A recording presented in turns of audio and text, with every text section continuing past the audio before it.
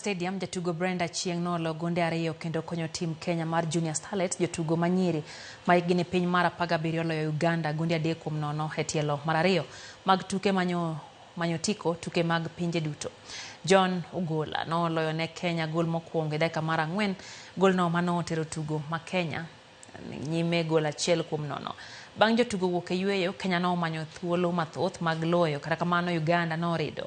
Mana kolo dakika machuok to tugo rumo, Brenda Achieng nolo gol mare mokwongo kapok omedo mar ariyo.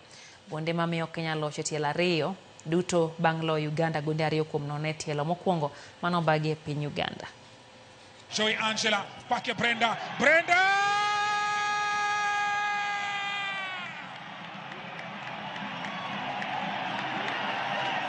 Joy Angela Valencia Cousins. Brenda Achieng wa kwanza, Brenda Achieng wa pili, Brenda Achieng, Brenda Achieng!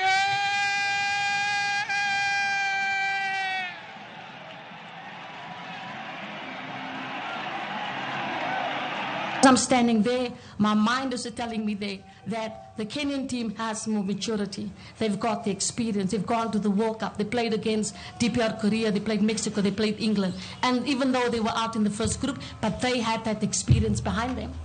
So the players that the Kenyan team has, the 8 players, they were brought into this competition. If I was the coach, I was going to do the same thing, isn't it? When we played our away match, there were some gaps, and we had to fill them in training.